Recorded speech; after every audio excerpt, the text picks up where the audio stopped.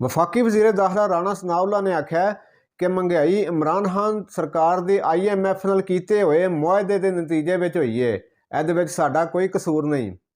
आसफ अली जरदारी उत्ते इमरान खान के कतल का मकाला लाने उत्ते शेर रशीद नूं पुलिस ने अगे पेश होने लई आखिरी तड़ी जारी कर दी गई है।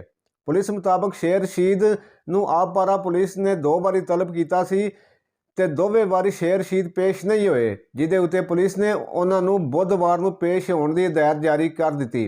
पुलिस ने आख्या कि शेर रशीद कोल पुलिस अगे पेश होने का आखिरी मौका है, इस तो बाद कानूनी कार्रवाई की जाएगी। टैरियन केस में इस्लामाबाद हाई कोर्ट में इमरान खान वालों जमा कराए गए जवाब में कहा गया है कि इस्लामाबाद हाई कोर्ट को टैरियन के मुतलक डिक्लेरेशन का दस्तूरी हथियार नहीं। इमरान खान वालों यह भी आख्या गया पहला भी 2 जजा ने इस केस को सुनने तो इनकार किया होया है और आखते ने इस वेले वो असैम्बली के मैंबर भी नहीं, इस वास्ते यह अर्जी सुनवाई के काबल नहीं, लिहाजा अदालत इस अर्जी को रद्द करे।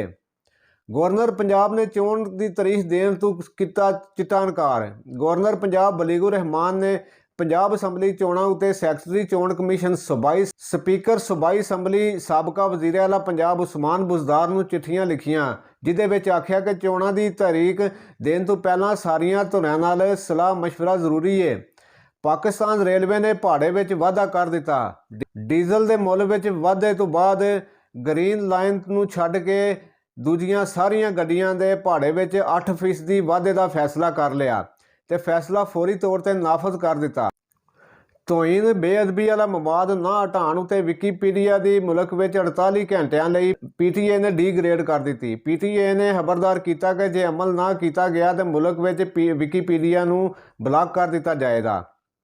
शुक्र है कि आसफ जरदारी ने मेरे तके इज्जत का परचा करवाया है। इमरान खान ने पीपल पार्टी के शरीक चेयरमैन उत्ते लाए मकाले ते पक्का रहंदे होया आख्या मेरे कतल की मनसूबाबंदी की इतला ऐनी पक्की है कि मैनू सारी तफसील का पता है। इमरान खान ने वीडियो लिंक राही तकरीर करदे होया आख्या कि पिशोर में बड़ा दुख ते पीड़ वाला सामया वापरिया है, दहशतगर्दी उत्ते फिर तू गलबात शुरू हो गई है। इमरान खान ने आख्या कि माजी में भी सूबा हैबर की पुलिस ने बड़ियां कुर्बानियां दित्तियां। जदों असी 2013 में सूबाई सरकार सांभी तो उदों तड़ी सूबा हैबर के 700 तो वध पुलिस एहलकार शहीद हो गए हुए सन। अफसोस की गल है कि इन्ना वड्डा सान्या वापरिया तो इनू भी सियासी रंग दिता जा रहा है।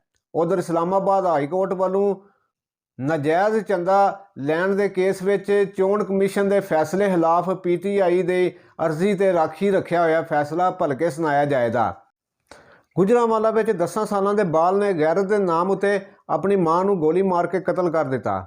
पुलिस मुताबक थाना सैटेलाइट टाउन के इलाके में बाल बुरका पा के मां के मगर उहदा पीछा करते होया जाके उन्हें गोलियां चला दित्तियां। एक राह लंघदी जनानी भी गोली लगन नाल जख्मी हो गई, जिन्होंने सिविल अस्पताल दाखिल करा दिता। पुलिस ने आख्या कि मरण वाली नादिया बीबी ने अपने जने को तलाक लैण वास्ते दावा किया होया सी, जिहदे करके मुलजम सजावल ने गैरत के नाम उत्ते अपनी मां नूं गोली मार दी।